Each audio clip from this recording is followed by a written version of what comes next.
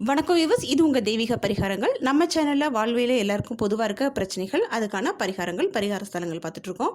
இந்த வீடியோவில் நம்ம பார்க்க போகிறது நெகட்டிவ் தாட்ஸ் அப்படிங்கிற எதிர்மறை எண்ணங்கள்லேருந்து நம்ம எப்படி வெளியில் வருது, அந்த எண்ணங்கள்லேருந்து வெளியில் வந்து வாழ்க்கையில் எப்படி நம்ம எதிர்பார்த்த வெற்றி அடைகிறது அப்படிங்கிறதான் நம்ம இந்த வீடியோவில் பார்க்க போகிறோம். நெகட்டிவ் தாட்ஸ் அப்படிங்கிற இந்த எதிர்மறை எண்ணங்கள் வந்து ஒருத்தனோட வெற்றிக்கு மிகவும் ஒரு முக்கிய எதிர்வினையாக செயல்பட்டு அங்கே வெற்றியை முளையிலேயே கிள்ளி எரிஞ்சிருது. இந்த நெகட்டிவ் தாட்ஸ் இருந்ததுன்னா உங்களோட வாழ்க்கையில் முன்னேற்றமே இருக்காது. மெல்ல மெல்ல உங்களோட எண்ணத்தை வந்து அரித்து ஒரு கரையான் மாதிரி உங்களோட வாழ்க்கையே வந்து அதை அழிச்சிரும். ஸோ இந்த நெகட்டிவ் தாட்ஸுங்கிற எதிர்மறை எண்ணங்கள் எப்பயுமே உங்கள் மனசில் இருக்கக்கூடாது. இப்போ ஒரு கரடுமுரடான பாதையை கடந்தாதான் நம்ம வந்து ஒரு நல்ல மலை உச்சியை அடைய முடியும். அது மாதிரி ஒரு தோல்வி இல்லாமல் ஒரு மனிதனோட வாழ்க்கை யாருக்குமே இருக்காது. வாழ்க்கையோட நல்ல வெற்றி அடைஞ்சு பெரிய நிலைமைக்கு போனவங்களும் நிறைய தோல்விகளை சந்திச்சு தான் வந்திருப்பாங்க. இப்படிப்பட்ட எதிர்மறை எண்ணங்கள்லேருந்து நம்ம எப்படி வெளிவந்து நம்மளோட லட்சியத்தை அடைஞ்சு வாழ்க்கையில் எல்லாரும் பார்க்குற அளவுக்கு சாதிக்கிறது அப்படிங்கிறதுக்கான வழிமுறையை தான் நம்ம இந்த வீடியோவில் இப்போ பார்க்க போகிறோம். இப்போ கோவத்தை ஃபஸ்ட்டு அடக்கணும். கோவம் தான் ரொம்பவும் ஒரு பெரிய எதிரி எல்லாரோட வாழ்க்கையிலையுமே. அது உங்களுக்காக இருந்தாலும் சரி, எனக்காக இருந்தாலும் சரி, எல்லாருக்கும் பொதுவான எதிரி முதல்ல இந்த கோபம். அதுவும் இல்லாமல் ஒரு தோல்வி வந்து நமக்கு சொல்லி கொடுக்குற ஒரு பாடத்தை எவ்வளோ பெரிய டேலண்டான ஒரு அறிவாளியாக இருந்தாலும் சரி, ஒரு பெரிய ஞானியாக இருந்தாலும் சரி, அவங்களால நமக்கு வந்து சொல்லிக் கொடுக்க முடியாது. ஒரு தோல்வி அடைஞ்சவனுக்கு தான் அந்த தோல்வியோட வழி தெரியும். ஸோ அந்த தோல்வி தான் வெற்றிக்கு முதல் படி அப்படின்னு அதனால தான் நம்மளோட முன்னோர்கள் வந்து முன்னாடியே சொல்லி வச்சுருக்காங்க. ஒரு தோல்வி அடைஞ்சிட்டா உடனே ஐயோ இப்படி ஆயிடுச்சு, அதுக்கு மேலே நமக்கு ஒன்றுமே நடக்காதோ அப்படின்னு சொல்லி நம்மள வந்து கவலையில் முங்கிடக்கூடாது. அந்த நெகட்டிவ் தாட்டே உங்களை வந்து மேலே போக விடாமல் பண்ணிடும். அந்த தோல்வியை பற்றி நீங்கள் கவலைப்படாமல் இதெல்லாம் என்ன, இதுக்கு மேலே நான் வந்துடுவேன் அப்படின்னு நினச்சி நீங்கள் ஒரு ஸ்டெப்பு எடுத்து வச்சாலே அதுவே உங்கள் வெற்றியோட முதல் படியாக இருக்கும்.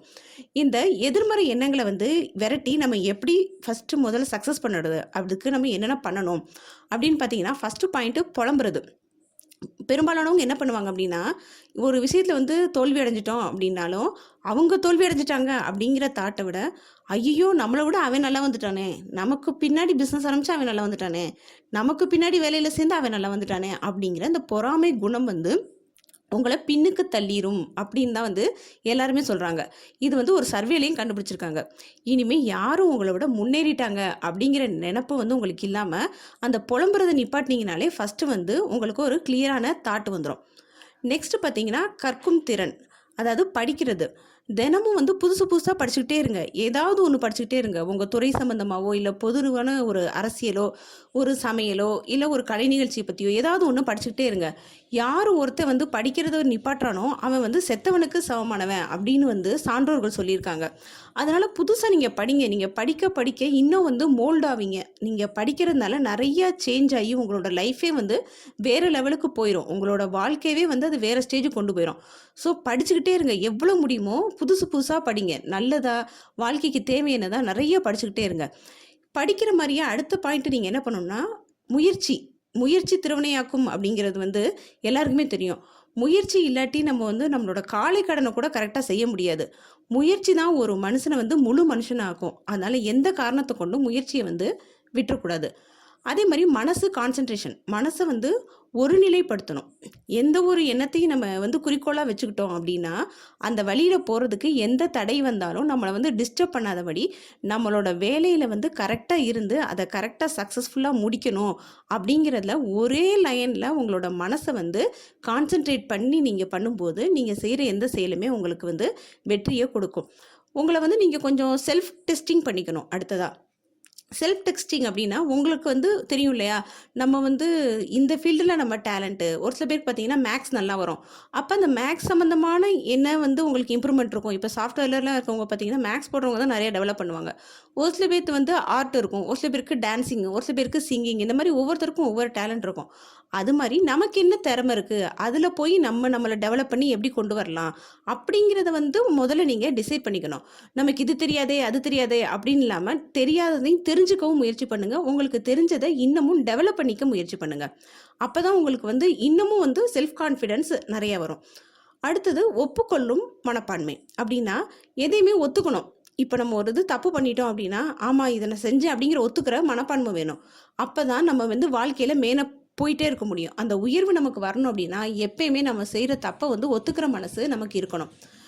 நெக்ஸ்ட் வந்து முக்கியமான பாயிண்ட் அப்படின்னா பொறாமை இருக்கவே கூடாது.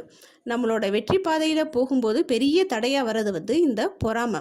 நம்மளோட மனசு நினைப்பு எல்லாத்தையுமே ஒருமுகப்படுத்தி ஒரே நிலையில் வச்சுட்டு யாரை பார்த்தும் பொறாமப்படாமல் போனோன்னா நம்ம வெற்றி வந்து நமக்கு ரொம்ப பக்கத்துலேயே இருக்குது அப்படிங்கிறத வந்து நீங்களே உணர்வீங்க. பொறாமையை விட்டுட்டு உங்கள் வேலையில் மட்டும் கான்சன்ட்ரேட் பண்ணி போங்களேன், கண்டிப்பாக வந்து உங்களுக்கு ஒரு நல்ல ஒரு சக்ஸஸ் உங்கள் கை கெட்டுற தூரத்துலேயே இருக்கும். இதுக்கு சில பயிற்சிகள் கூட நீங்கள் செய்யலாம். அது என்ன பண்ணணுன்னா, நெகட்டிவ் தாட்ஸ் வரக்கூடாதுன்னா நீங்கள் வந்து நல்ல அமைதியான சூழலில் உங்களோட பொழுது வந்து கழிக்கலாம். இல்லையா யோகா பண்ணலாம். இல்லை உங்கள் மனசுக்கு வந்து பிடிச்ச மாதிரி ஒரு மெலோடி சாங்கு கேட்கலாம். வாக்கிங் ப்ராக்டிஸ் இருக்குல்ல அது போகலாம். இல்லை உங்களுக்கு பிடிச்ச வேலை ஒரு லேடிஸ்னால் ஒரு கோலம் போடுறது பழகலாம். இல்லை ஒரு டிராயிங் பண்ணலாம். இல்லை குழந்தைங்களுக்கு ஏதாவது ஸ்நாக்ஸ் பண்ணி கொடுக்குறதுக்கு பண்ணலாம். ஜென்ஸ்னால் உங்களுக்கு பிடிச்ச ஃப்ரெண்ட்ஸோட கொஞ்சம் நேரம் அதாவது மனசு விட்டு உங்களோட கவலையை பேசுனீங்கன்னா கொஞ்சம் மைண்டு ரிலீஸ் ஆகிடும். உங்களுக்கு எது ரிலீஸாக தெரியுமோ எது ரிலாக்ஸாக தெரியுமோ அந்த மாதிரி வேலையில் செய்கிறது வந்து ஒரு ட்ரைனிங் மாதிரி தான், மைண்டை ரிலாக்ஸ் பண்ணுறதுக்கு. அந்த மாதிரி செஞ்சிட்டிங்கனாலும் உங்களுக்கு இந்த நெகட்டிவ் தாட்ஸ் வராது. இன்னொன்று செய்யக்கூடாதது அப்படின்னு பார்த்தா, எனக்கு இது செஞ்சால் சரிப்பட்டு வராது, என் மைண்டில் இது ஏறாது, என் புத்திக்கெலாம் இது வராது, இந்த லைனில் போனாலாம் நான் வந்து சக்ஸஸ் ஆக மாட்டேன் அப்படிங்கிற தாட்டு உங்களுக்கு ஸ்டார்டிங்லேயே வரக்கூடாது. எந்த இது நீங்கள் ஆரம்பித்தாலும் அதில் போகும்போதே ஒரு எதிர்மறை எண்ணம் உங்கள் மனசுக்குள்ளே வந்துருச்சுன்னா அதில் நீங்கள் வெற்றி அடைகிறது வந்து உங்களுக்கே வந்து ஒரு கான்ஃபிடென்ட் இல்லைன்னா வெற்றி அடைகிறது ஒரு சந்தேகம் தான்.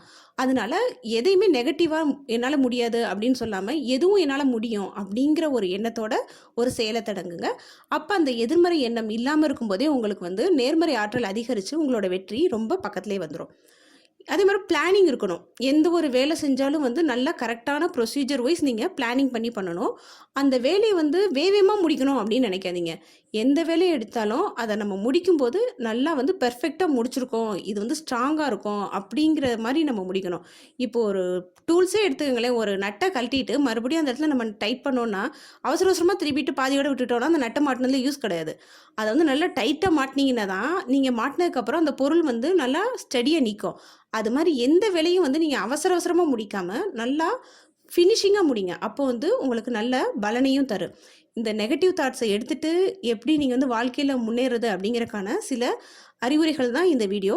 இந்த வீடியோவில் இருக்க இன்ஃபர்மேஷன் உங்களுக்கு பிடிச்சிருந்ததுன்னா வீடியோ லைக் பண்ணுங்கள், ஷேர் பண்ணுங்கள், சப்ஸ்கிரைப் பண்ணுங்கள். நன்றி.